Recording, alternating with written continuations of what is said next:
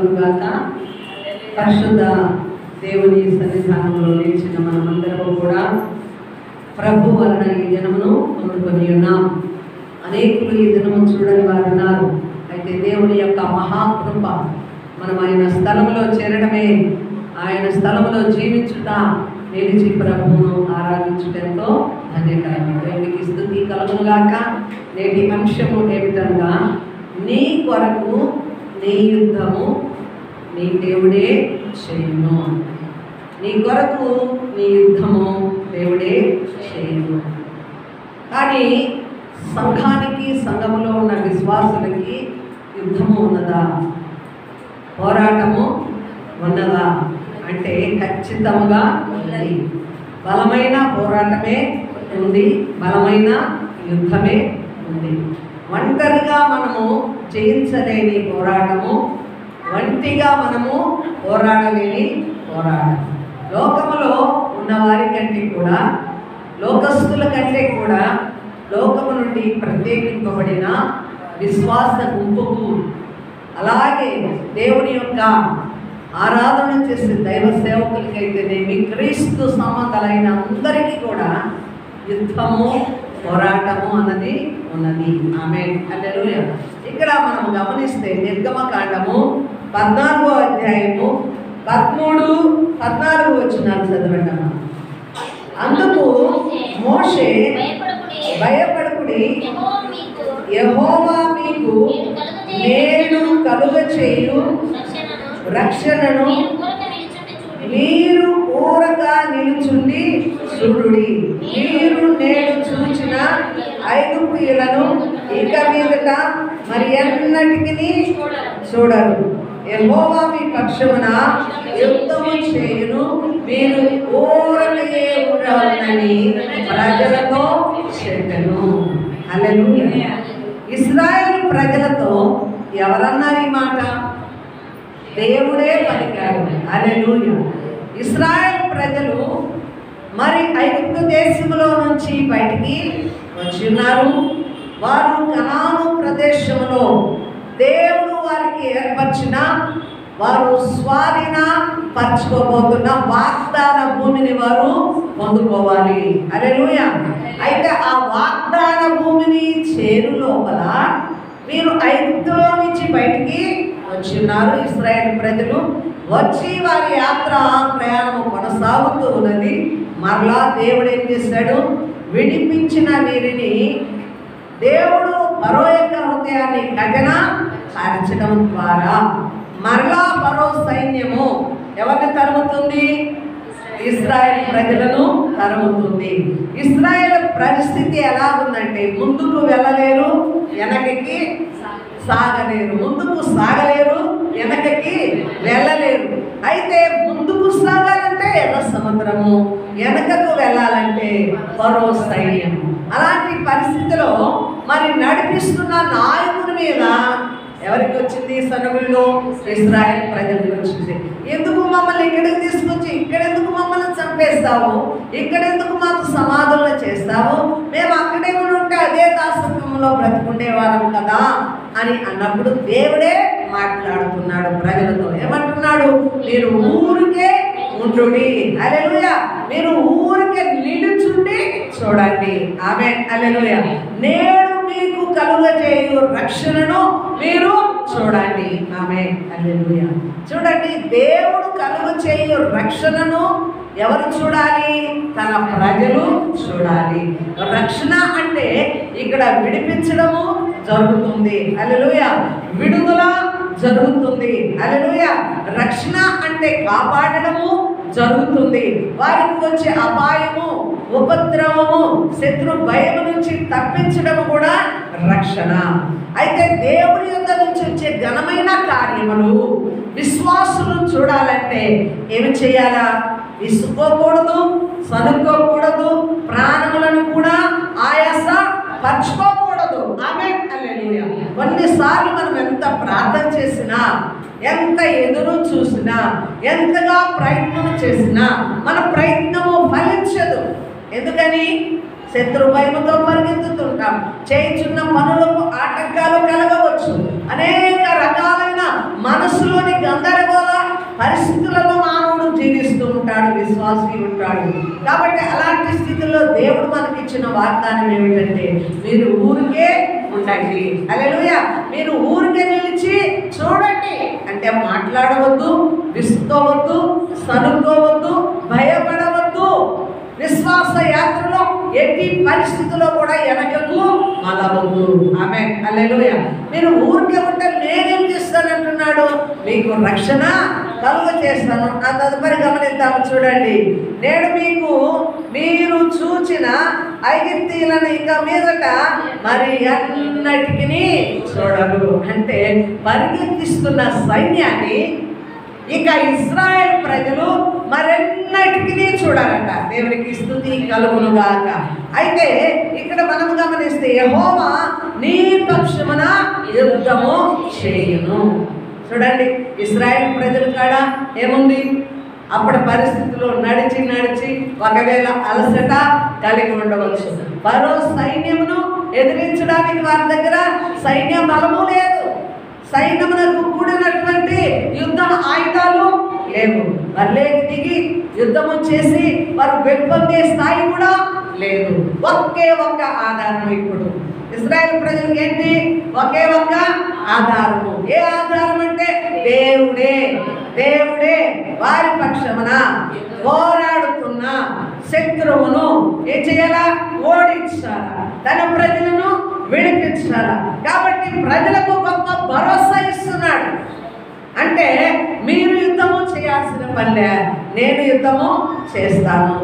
యుద్ధము చేయాల్సిన అవసరం అంటే శత్రువు వస్తున్నాడు. దేవునికి స్తుతి కలుగునుగాక. హల్లెలూయా.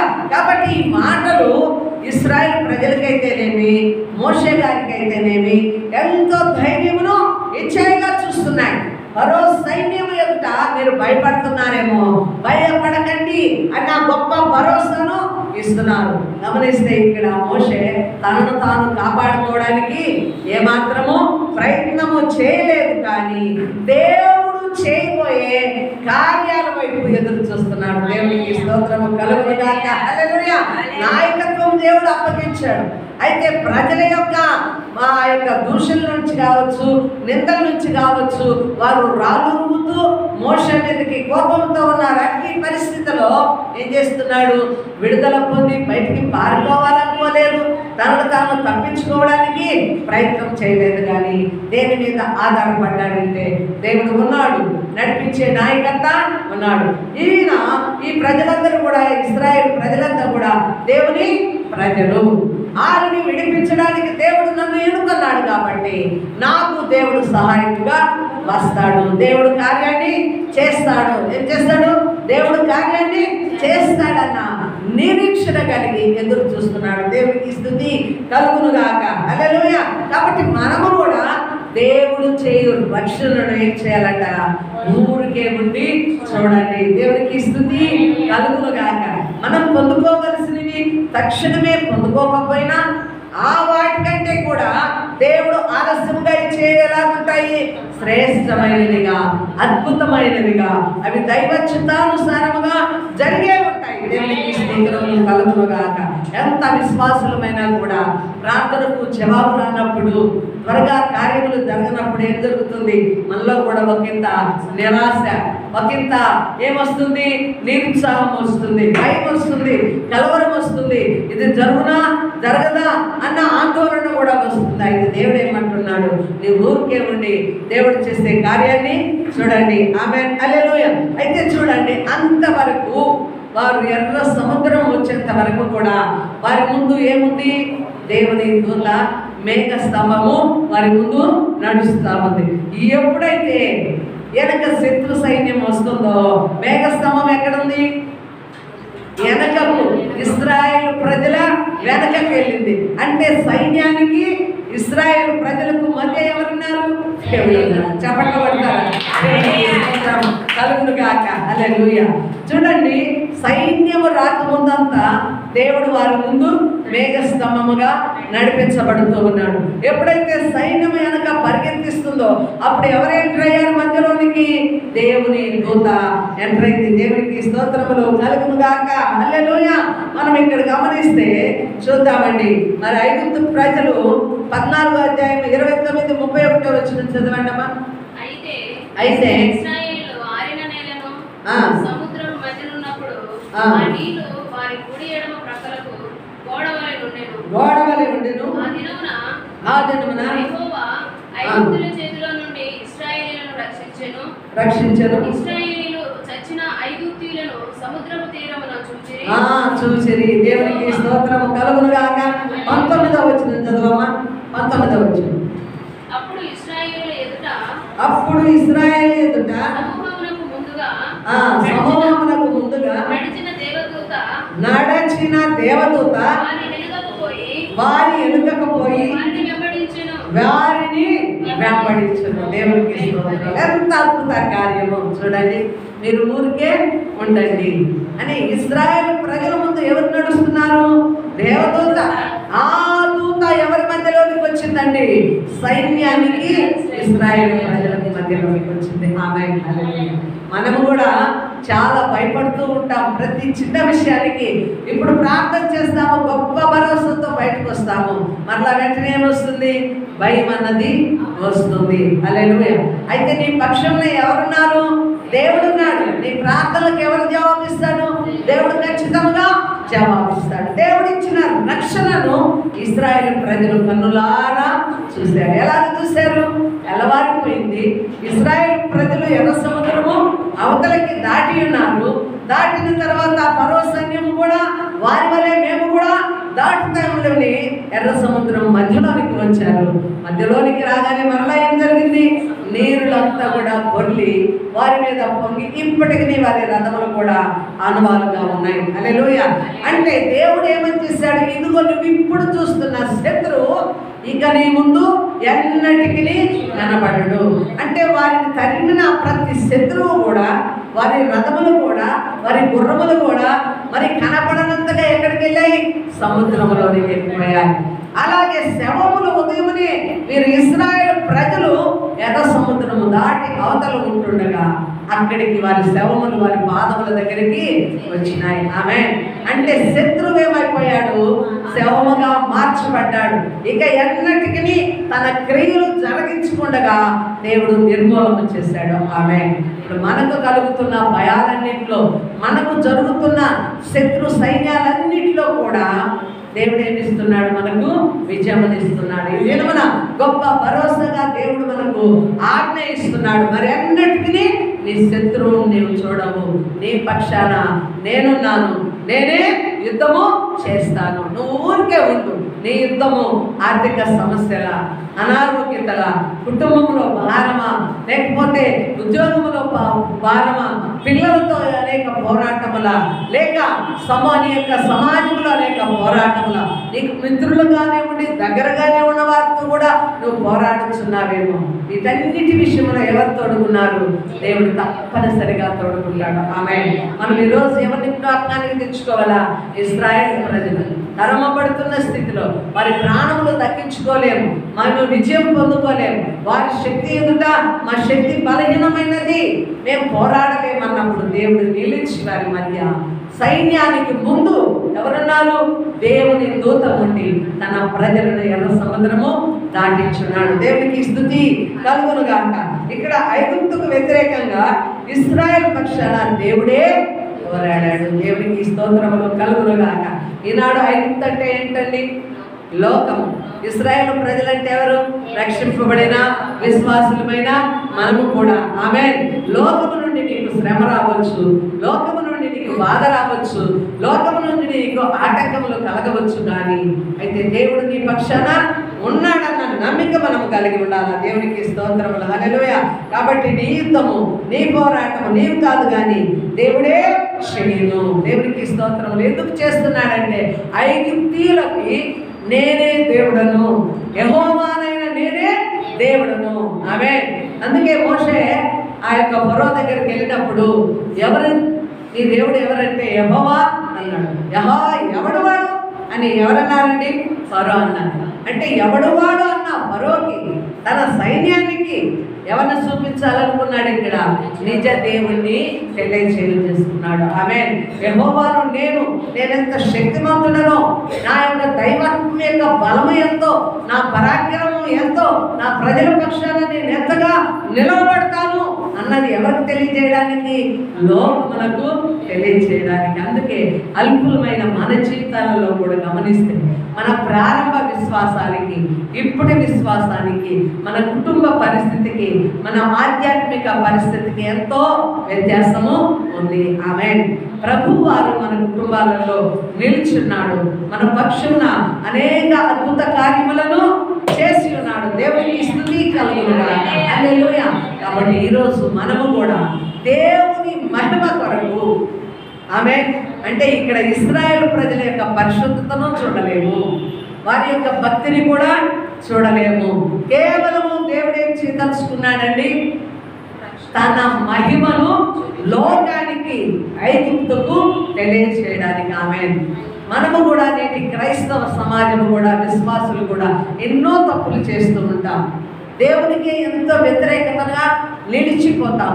నిజమైన విశ్వాసంలో ఉండకుండా ఆ అపరిశుద్ధంతో కూడిన బ్రతుకుల్లో నడుస్తూ అనేక రకాలుగా మనం బలహీనమైపోతుంటాం. అయితే దేవుడు మనల్ని క్షమిస్తూ దీర్ఘశాంతము కలిగిన వాడై ఏం చేస్తున్నాడు చెప్పండి?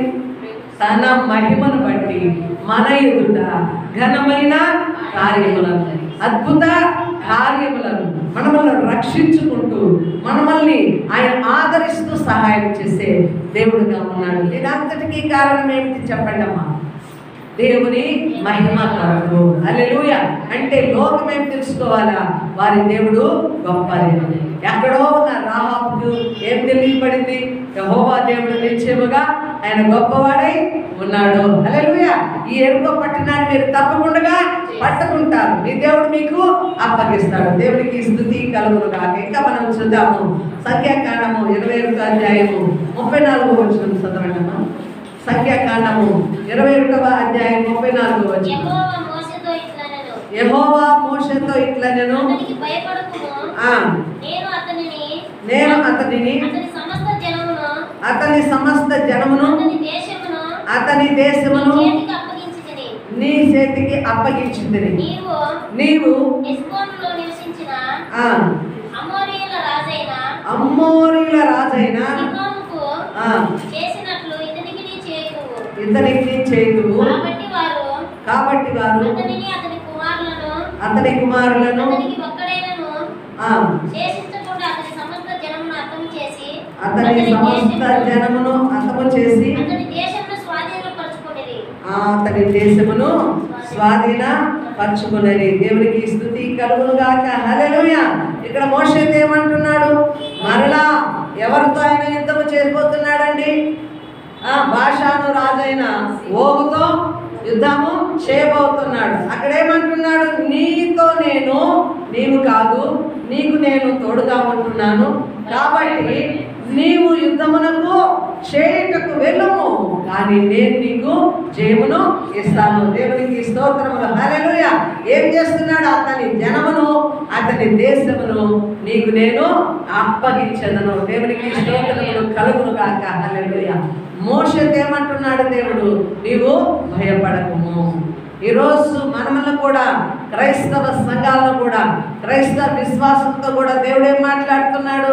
భయపడకండి, భయపడకండి, మీతో చేసే యుద్ధమును నేను జరిగిస్తాను, అక్కడ ఆ దేశమును ఆ జనమును మీకు అప్పగిస్తాను. హల్లెలూయా. దేవునికి స్తోత్రములు కలుగును గాక. అది దేశమైనా సరే, అది ప్రాంతమైనా సరే, నీకు వ్యతిరేకమైన జనమైనా సరే లొంగి ఏం చేస్తారు? నీ ఎదుకు రావాలి. హల్లెలూయా. కొన్ని మాటలు దేశమనే మనకు వ్యతిరేకంగా మారిపోతాయి. ఇప్పుడు రేపు ఏం జరుగుతుందో కూడా మనకు తెలియదు. యుద్ధమే జరిగే పరిస్థితి ఉందని కూడా అనేక మంది అంచనా వేస్తున్నారు. అయితే దేవుని యొక్క కృపను బట్టి మనం ఇప్పుడు ఇలాంటి పరిస్థితుల్లో ఏం చేయాలండి? ప్రార్థించాలా. దేవా, మా దేశమును ఆయము, హల్లెలూయా, మా దేశం మీదకి వచ్చే వారితో మేము కాదు యుద్ధం చేసేది, ప్రభువా నీ సైన్యమును విడిపించడానికి, నీ ప్రజలను నీవు కాయడానికి నీవే యుద్ధము చేయము. హల్లెలూయా. నిజముగా గమనిస్తే మన యొక్క సైన్యము కాదు, మన యొక్క బలగాలు కాదు, యుద్ధ రంగంలోనికి దిగి జయము పొందడం కాదు. దేవుడు ఏం చేయాలా?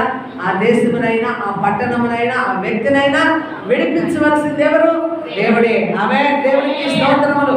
నువ్వు ముందు ఎలాగైతే రాజ్యాలను జయించావో ఇప్పుడు కూడా ఈ యొక్క ఓగు రాజును కూడా నీవు జయిస్తావు. భాషా రాజును కూడా నువ్వు జయిస్తావు.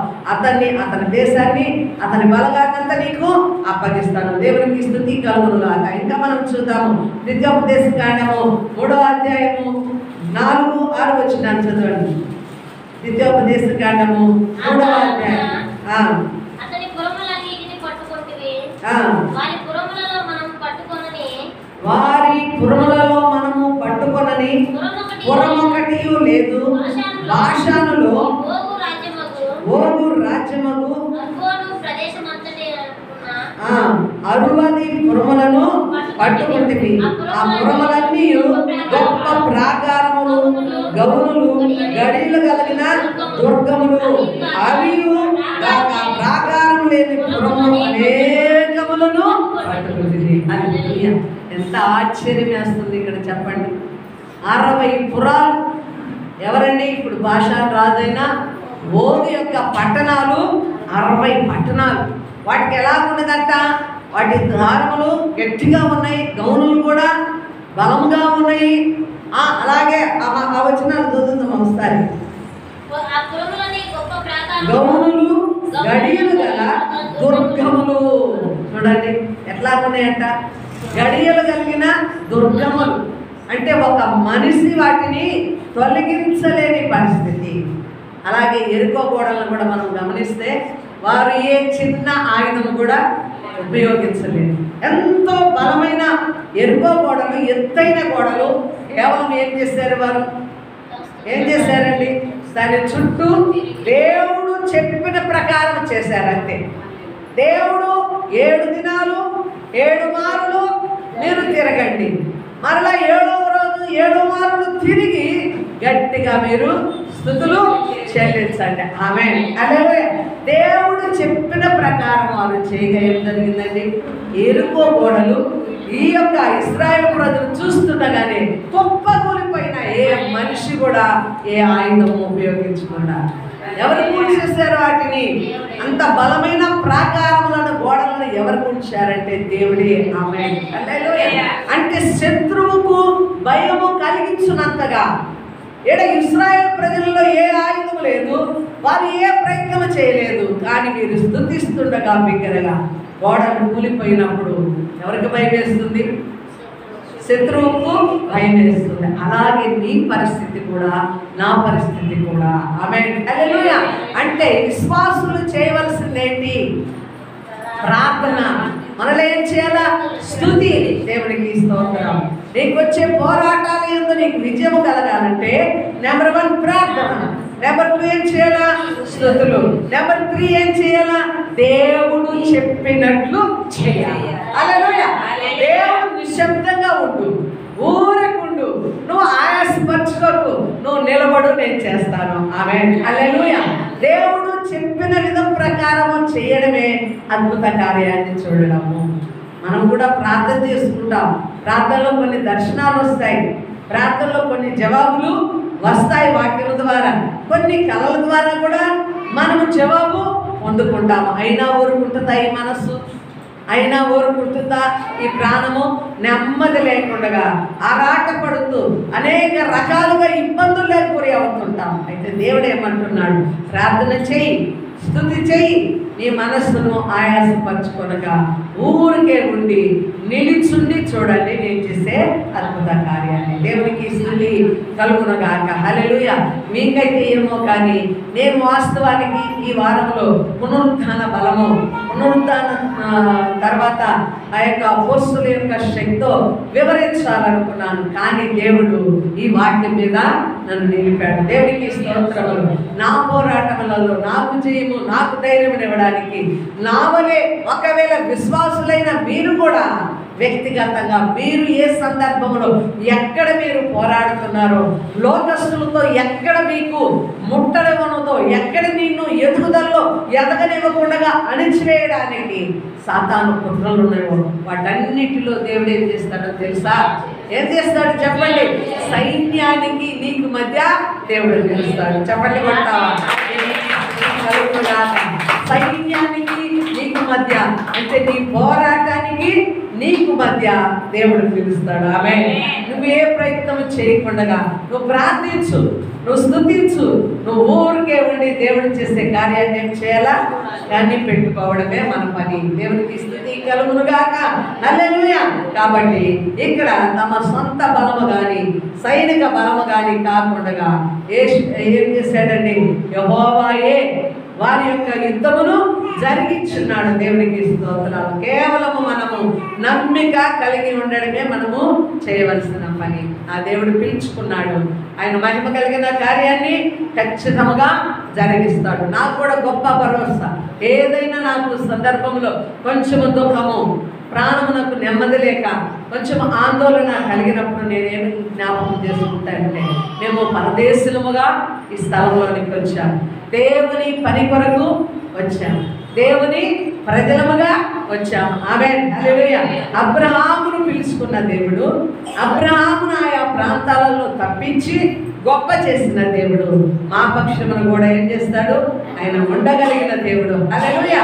పరదేశులను కాపాడగలిగిన దేవుడు అనే గొప్ప భరోసా నాకును ధైర్యం ఇస్తుంది. దేవుని బిడ్డలారా, మనము కూడా ఈ లోకమును విడిచి బయటికి వచ్చిన వారం కాబట్టి సాతాను అనేక మార్లు మనకేం కలుగు చేస్తుంది?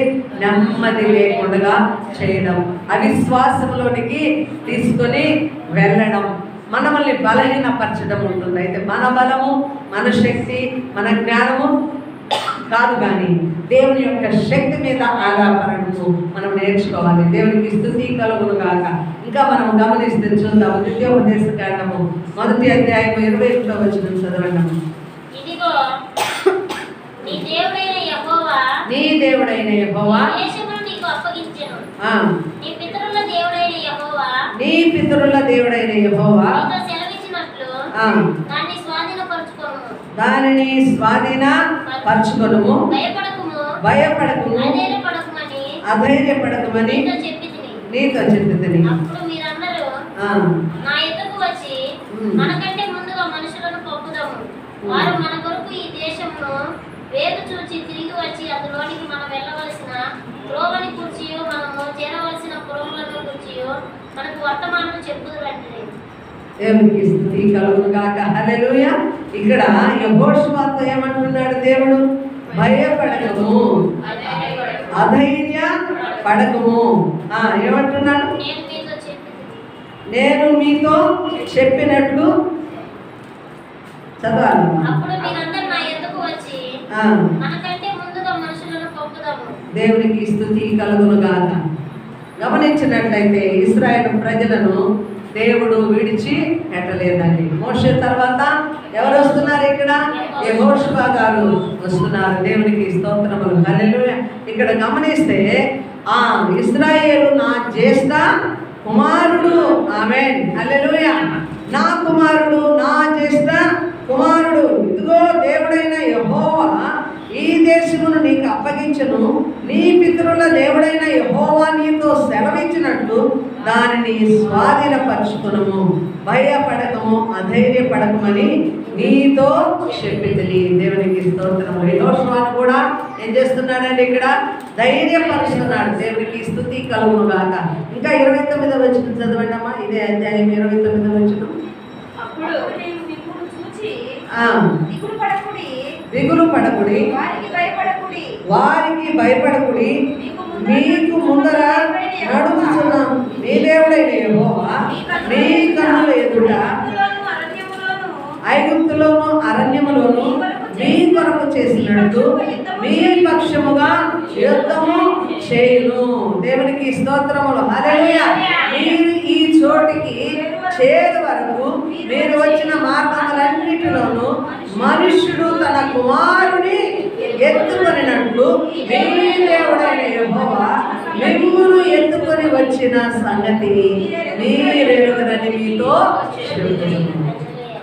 ఎంత శ్రేష్టమైన మాట. మీరు ఇంతవరకు నడిచారు, మీ మార్గం అంతట్లో మీరు కాదు నడిచింది. హల్లెలూయా. ఒక మనుష్యుడు తన కుమారుని ఎత్తుకొని ఎలాగా నడిపించాడో అలాగే నిన్ను కూడా నేను మిమ్ములను కూడా ఎత్తుకొని నడిపించాను. అంటే ఇక్కడ ఇశ్రాయేలు ప్రజలను దేవుడు నా జ్యేష్ఠ కుమారుడు, నా సంతానము, నా కుమారుడు అంటున్నాడు. ఈరోజు మనము కూడా దేవుడిచ్చిన వాగ్దానం చేత ఆయన ప్రియులైన పిల్లలము, ఆయన కుమారులము, కుమార్తెలము. ఇప్పుడు మనమల్లో కూడా దేవుడు చంటి బిడ్డను ఎప్పుడు ఎత్తుకుంటాడండి? తండ్రి చిన్న పిల్లవాడు కొంచెం దూరము నడిచిన వెంట వాడు ఇక నడవ లేడు, వాడు సమస్యలుతున్నాడు, వాడు బలహీనుడని తండ్రి ఏం చేస్తాడు? భుజముల మీద ఎత్తుకుంటాడు. అలాగే మన యొక్క పోరాటంలో కూడా మనం అలసిపోయినప్పుడు, మనము బలహీనమైనప్పుడు, మన చేతగానప్పుడు దేవుడు ఏం చేస్తాడు? మనమల్లో కూడా తన పిల్లల వలె భుజముల మీద ఎత్తుకుంటాడు. అందుకే కొన్ని కార్యాలు అద్భుత రీతిగా జరిగినప్పుడు మనకు ఆశ్చర్యము వేస్తుంది. హల్లెలూయా. ఏదో మిరకల్ జరిగిందంటాం. ఆ మిరకల్ ఏంటంటే ప్రభు ఎంటర్ అవుతాడు. దేవుని యొక్క శక్తి సామర్థ్యము ఎంటర్ అవుతుంది. ఆయన నీ తండ్రిగా నీ బాధ్యత వహించి నువ్వు చేయవలసిన పనిని నీ దేవుడు చేసి పెడతాడు. చెప్పండి. మన కార్యములన్నీ కూడా దేవుడు సఫలపరచునుగాక. నీ పక్షమున నీ దేవుడు యుద్ధము చేయునుగా. ఇశ్రాయేలు ప్రజలను మనం ఒక్కటి గుర్తు చేసుకోవాలి. వారు 40 సంవత్సరాలు నడిచారు. 40 సంవత్సరాలు కూడా వారి చెప్పులు, ఎక్కడైనా వారు చెప్పులు మార్చుకుంటారా? మనము మహా అంటే 3 సంవత్సరాలు, ఎంతో పిసినారితనం అయితే 2 సంవత్సరాలు వాడగలము. 40 సంవత్సరాలు మన చెప్పులు పురుచగాకుండా, మన వస్త్రములు పురుచగాకుండా ఉంటాయి. అయితే దేవుడు ఏం చేశాడు? ఇక్కడ వారి చెప్పులు అరిగిపోలేదు, వారి వస్త్రములు పురుచ కాలేదు. వయసు 40 సంవత్సరాలు పెరుగుతున్నా వారి వస్త్రములను దేవుడు అలాగే ఇచ్చాడు. ఎంత గొప్ప మిరకల్. అంటే వారిని ఒక పిల్లని ఎలాగ తండ్రి పోషిస్తాడో, తండ్రి ఎలాగ బాధ్యత తీసుకొని వారి భారాన్నంతా పైన వేసుకొని మోస్తాడో, అలాగే ఇశ్రాయేలు ప్రజలను నడిపించాడు. ఇది మీరు జ్ఞాపకానికి తెచ్చుకోనండి. మీరు భయపడవద్దు, మీరు చెడియవద్దు. ఆ దేశమును మీకు అప్పగిస్తాను. ఆమేన్. ఇప్పుడు మనము కూడా ఈ లేఖన భాగాలు చదువుకొని ముగించడానికి మనకు లేఖన భాగాలంత ప్రాముఖ్యమైనవి కావు. కానీ అయితే అవును, కానీ అవి మన హృదయములలో ఉంచుకున్నప్పుడే అవి మన స్థానంలో ఫలిస్తాయి. ఆమేన్. నువ్వు విని మించిపోవడం వల్ల అవి నీకు ఏమీ ఫలించవు. కానీ నీకు వచ్చిన సమస్యలో ఆ ఇశ్రాయేలు ప్రజలను ఎలాగ దేవుడు తప్పించాడు, నన్ను కూడా తప్పించగలడు. నాకు తోడుకుంటాడు. నా అపజయాలన్నింటిలో నాకు ఆయన జయమును ఇవ్వగలిగిన దేవుడు. హల్లెలూయా. నా పక్షమున ఆయన యుద్ధము చేస్తాడు. దేవునికి స్తోత్రము. ఎందుకు వస్తుంది యుద్ధము? ఎందుకు వస్తుంది పోరాటం అంటే ఒక రీజన్. మీరు అవిధేయులు అయినప్పుడు, మీరు దేవుని యొక్క మాట విననప్పుడు ఎలాగైనా తిరిగి వారు మరలా దేవుని రూట్లోనికి రావాలి, దేవుని నియమంలోనికి రావాలా. ప్లస్ దేవుని మహిమ ఎవరికి తెలియాలా? శత్రువుకు, లోకానికి తెలియాలా. అంటే వీరి పక్షాన ఎవరున్నారు? దేవుడు ఉన్నాడు. అందుకే బలమైన రాజులు కూడా వణికారు ఇశ్రాయేలు ప్రజలను చూసి. అంటే వారి యొక్క శక్తిని బట్టి కాదు, వారి ముందు నడుస్తున్న దేవుని యొక్క మహిమను బట్టి. ఇప్పుడు మనము కూడా వెళుతున్నప్పుడు మన మీద ప్రభావం ఉంటుంది. ఆమేన్, హల్లెలూయా. ఆ ప్రభావం ఇతరులను కదిలిస్తుంది. ఆ ప్రభావం ఇతరులతో మాట్లాడింపచేస్తుంది. వీరి దేవుని బిడ్డలు, వీరి జోలికి పోకూడదు. ఆమేన్. అందుకే ఆమాను కుట్రలో ఆమాను భార్య అంటది, నీవు అపాయం తలబెట్టవాడు యూదుడైతే నువ్వు చేసే ప్రయత్నం అతని మీద చెప్పాలి, మీరు ఆశ్చర్యవాలి. హల్లెలూయా. ఫలించదు. అర్థమైందా? ఇప్పుడు మనము దేవుని బిడ్డలమైతే మన మీద చేసే ఆ కుట్రలు, అసూయలు, సాతాను దాడి మన మీద పనిస్తుందా? ఆమాను ఎవరు? సాతాను అనుకుందాం. మొర్దెకై ఎవరు? దేవుని దాసుడు అనుకుందాం. ఇప్పుడు ఆమాను కుట్ర ఆమానికే ఉరి తెచ్చిపెట్టింది. యూదుడు కనుక జయము పొందుకోలేకపోయాడు. ఇప్పుడు నువ్వు క్రైస్తవ విశ్వాసివి కనుక నీ మీద వచ్చే ప్రతి అపాయము కానీ, చిక్కు కానీ, పోరాటం కానీ అది ఓడిపోతుంది. కానీ మీరు ఆశ్రయవాలి, నీవు ఓడిపోవు. కారణం ఏంటి? నీ పక్షాన దేవుడు ఉన్నాడు. నేను ఆ వాక్యం చదువుతున్నప్పుడు చాలా ఆశ్చర్యపడ్డాను. అంతకు ముందుగా ఇశ్రాయేల్ ప్రజలు ఐగుప్తు యొక్క సైన్యము వెనక రానంత వరకు దేవుని దూత మేఘము వారి ముందు నడిచింది. అంటే వారికి ముందు దారి చూపిస్తూ, వారికి వెలుగును, వారికి నీడను ఇస్తూ ముందు నడిచింది. ఎప్పుడైతే సైన్యం వస్తుందో ఎక్కడ నిలబడి చెప్పండి? మధ్యలో. అంటే ఈ యొక్క దేవుని సన్నిధిని, దేవుని శక్తిని దాటి ఎవరి దగ్గరికి వెళ్ళాలి? ఇశ్రాయేల్ సైన్యం దగ్గరికి వెళ్ళాలి. హల్లెలూయా. ముందు ఎర్ర సముద్రము. అర్థమైందా? ముందు ఎర్ర సముద్రము. ఎర్ర సముద్రము సమీపమున ఎవరున్నారు? ఇశ్రాయేల్ సైన్యం ఉంది. వెనక ఫరో సైన్యము. అంతకు ముందు నడిచిన మేఘము ఫరో సైన్యానికి, ఇశ్రాయేలు జనానికి మధ్యలో నిలిచింది. అంటే ఇప్పుడు ముందు నడిచింది అనుకో, వెనక నుంచి సైన్యం వచ్చి ఏం జరుగుతుంది? తన ప్రజలను హతమారుస్తుంది. దేవుడే సైన్యముగా నిలిచినప్పుడు వీరిని ముట్ట లేకపోయింది. దేవునికి స్తుతి కలుగునుగా.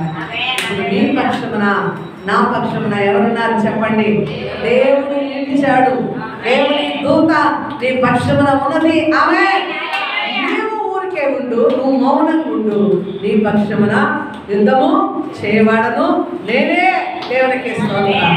ఇప్పటికి ఎన్ని యుద్ధాలు చూసామో మనం ఈరోజు ధ్యానం చేసిన దాంట్లో. ఫరో సైన్యంతో ఒక జయము, మరలా అమోరీయులతో, బాషాను రాజైన ఓగుతో ఒక జయము. దేవునికి స్తోత్రాలు. ఇంకా మనం చూసినట్లయితే యెహోషువ గ్రంథము 6వ అధ్యాయము 2వ వచనం. యెహోషువ గ్రంథము 6వ అధ్యాయం 2వ వచనం. చదవాలమ్మా, గట్టిగా చదవాలి. అప్పుడు యెహోవా యెహోషువతో ఇట్లా నేను చూడుము, దాని రాజును నీ చేతికి అప్పగించుచున్నాను. ఆవరించి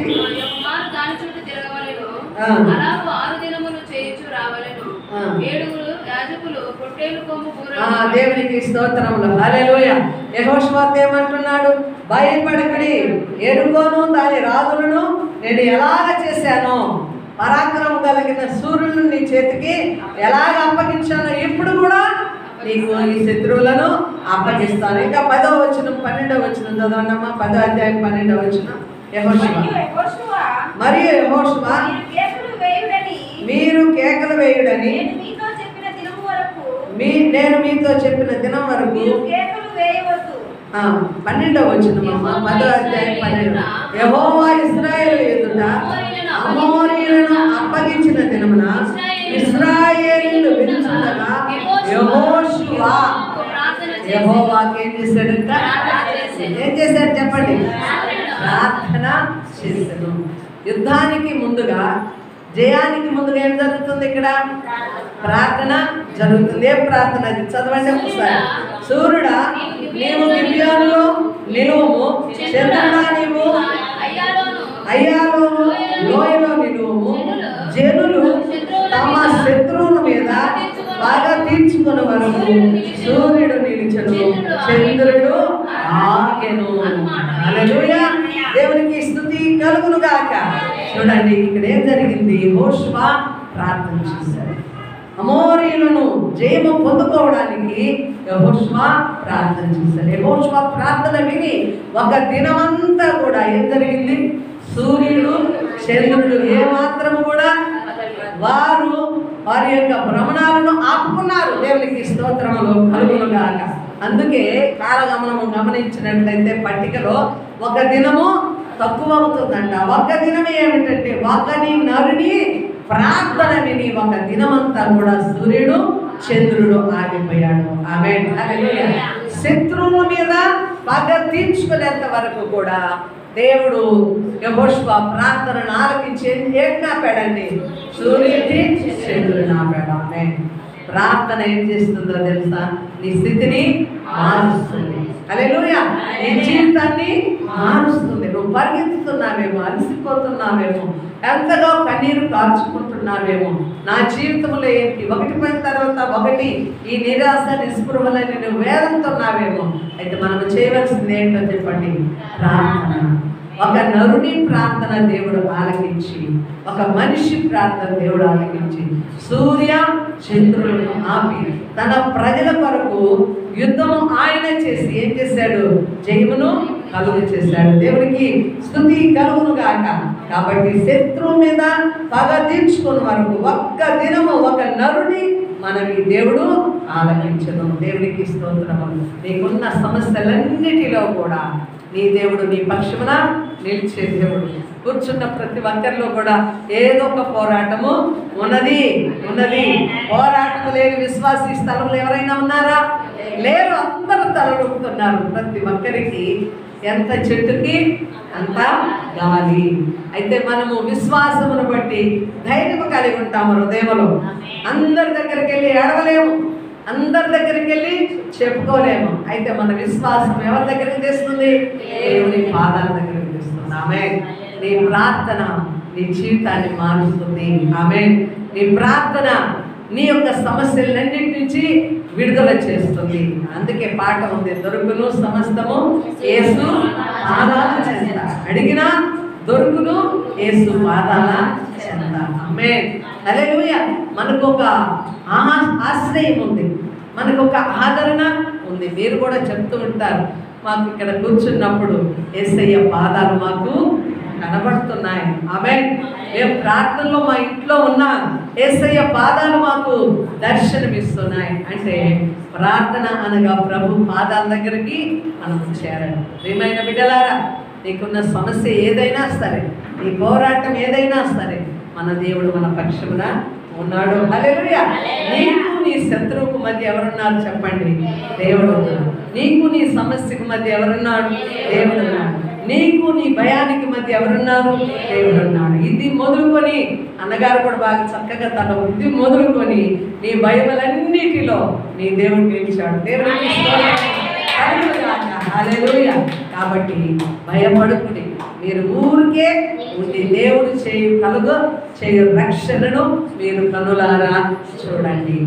ఏ శత్రువు అయితే పరిగెత్తిస్తున్నాడో, ఏ శత్రువుకైతే ఇశ్రాయేల్ సమాజం భయపడుతుందో, వారు తెల్లవారేసరికి వారి కనులు ఎదుట లేకుండా వారిని హతమార్చిన దేవుడు. వారు శవాలయ్యారు.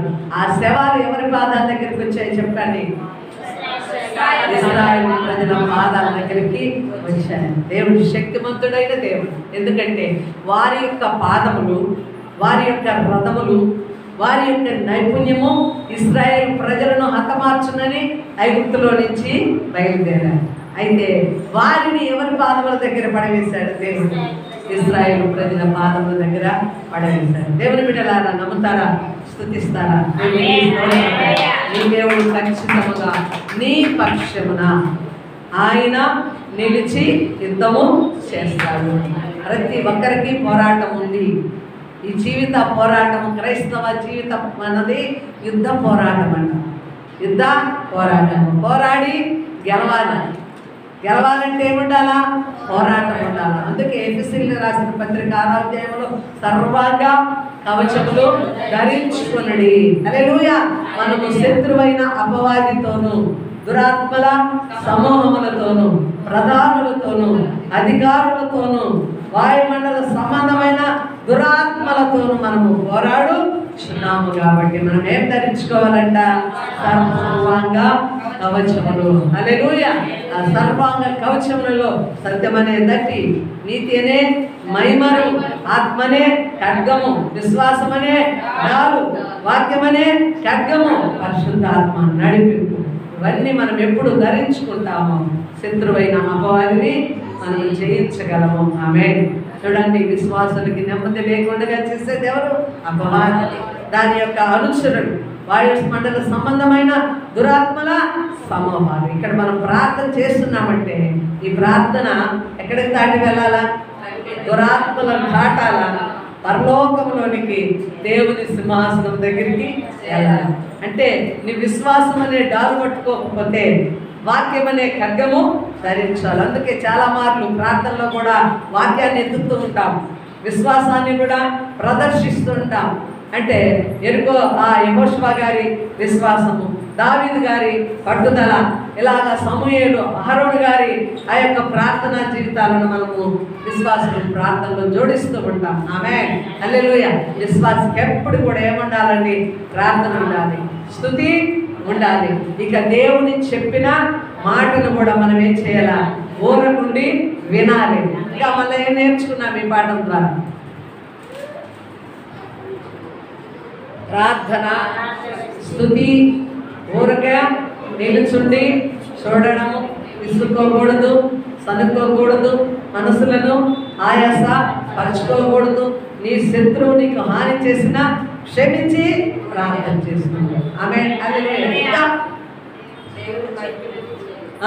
దేవుడు చెప్పినట్లు చేయగలిగినప్పుడే మనకు విజయము వస్తుంది. ఆమేన్. ఒక నరుని ప్రార్థన దేవుడు ఆలకించి వారికి విజయాన్ని ఇచ్చాడు. సూర్యుడిని, చంద్రుని, వీరికి సంపూర్ణ విజయం వచ్చేంత వరకు కూడా సూర్య చంద్రుడు దేవుడు ఆపేశాడు. ఆమేన్. అద్భుత కార్యము చూడాలంటే ఏం చేయాలా?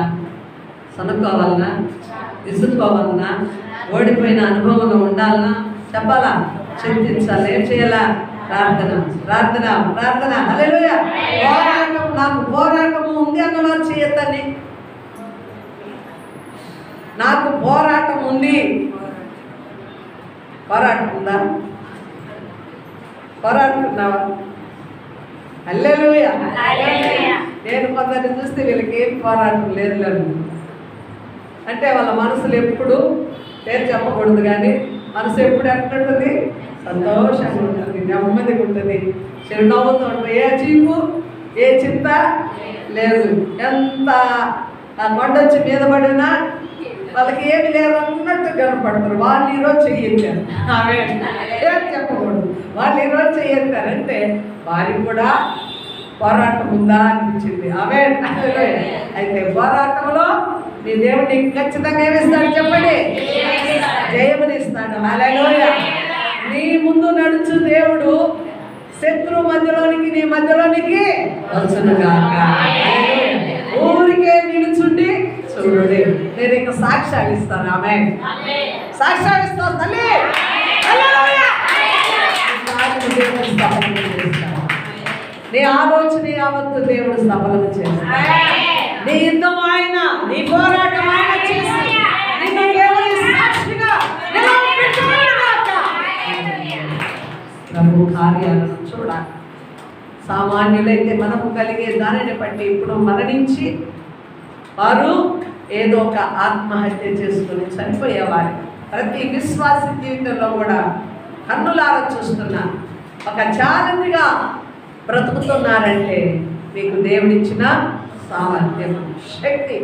ఎన్ని పోరాటములు వచ్చినా లోకములోనికి రాకుండా, బయటికి వెళ్ళకుండా నీ అంతరంగములోనే నీవు దేవుని స్తుతిస్తూ ప్రార్థించుకుంటూ సమస్తము మేడైనా కీలైనా ఏం చేస్తున్నావు? దేవునికి అప్పగించి నీ ముఖములు ఎప్పుడు చిరునవ్వు ఉంచుకున్నావంటే ఎవరున్నారు నీ పక్షాన? ఖచ్చితంగా నీ అందరిలో నా యేసయ్య, నీ అందరి పక్షమున మన దేవుడు నిలిచాడు. విజయం లేవగలిగిన దేవుడు. ఆమేన్. హల్లెలూయా.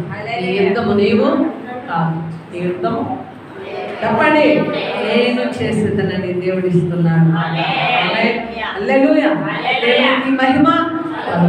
ఈ మాటలు మన వినికిడిలో దీవించబడుగా. ఆమేన్. అద్భుతాలను చూడాలంటే ప్రార్థన, అద్భుతాలను చూడాలంటే స్తుతి, అద్భుతాలను చూడాలంటే దేవుని సన్నిధిలో మొర్ర పెట్టుకునే కార్యము. ఊరికే నిల్చుండి దేవుడు చేస్తానన్న మాట మీద నమ్మకం ఉంచి నిరీక్షణ కలిగి ఓడిపోకుండా ఎదురు చూడడమే విజయానికి మూలం. ఆమేన్. ఏనాడైనా నీ స్థితి ఇప్పుడు కొంచెముగా ఉన్నదేమో దేవుడు ఏం చేస్తాడు? పలుకో, మహాపురుషుని నీకు కలుగచేయుగా. నీవు ఆశించింది దేవుడు నీకు దయచేయును. దేవునికి స్తుతి కలుగుగా. ప్రార్థన చేసుకున్నాను. నమ్మగలిగిన దేవా, కృపా సత్య సంపూర్ణమైన నీకు స్తోత్రం. ఈ మాటలు బట్టి నీకు వందనాలు. ధైర్యంతో పరిగెత్తి అలసిపోయిన వారు నాయన, శత్రువు బారి నుండి నాయన కృంగిపోయిన మా బ్రతుకులను మీరు ఆదరించిన గొప్ప దేవుడు తండ్రి. సైన్యానికి నాయన మాకు మధ్యలో నిలిచిన గొప్ప దేవ, దేవదూతగా నిలిచిన గొప్ప దేవ, ఆదరించిన గొప్ప దేవ, మా బ్రతుకులను బలపరిచిన గొప్ప దేవ. అనేక విపత్తులు, అనేక సమస్యలు,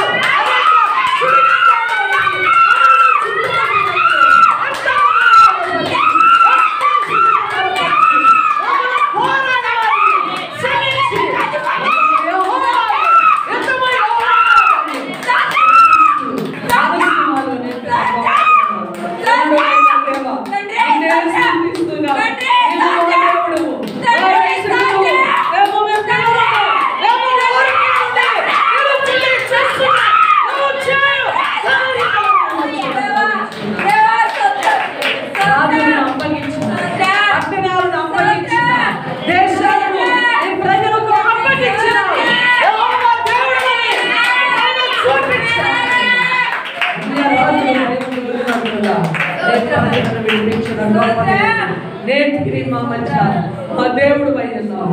నీ స్వరక్తమించి మీరు సంపాదించిన సంఘమును మీరు లేవనెత్తుతున్నారు, జయోత్సాహంతో నింపుతున్నారు. ఏమో ఓడిపోము,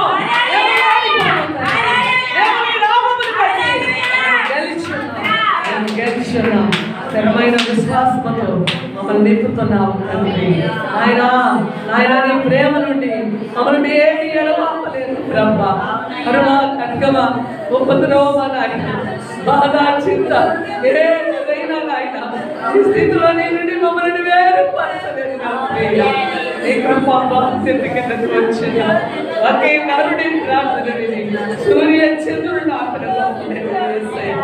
ఎన్నో బిడ్డలందరూ అగలాలుస్తున్నారు. వారి పోరాటములు ఏమైనా సరే, వారి పరిస్థితి ఏమైనా సరే, యేసయ్యని మహిమకు అప్పగిస్తున్నారు. శత్రువు లొంగి నాయనా ఇదిగో ఇశ్రాయేలు వారముల దగ్గర వారు ఓడిపోయిన వారే. ఇంకా శత్రువుని ఎన్నటికీ మేము చూడని ధైర్యాన్ని మాకు ఇచ్చిన ఆయన, మా పనులన్నీ మీరే సఫలం చేశారు. మా హృదయాలకు ఆనందము కలుగు చేయండి. మా పోరాటములన్నీ నీ చేతులకు అప్పగిస్తుంది. విశ్వాసల పోరాటములన్నీ నీ చేతులకు అప్పగిస్తుంది.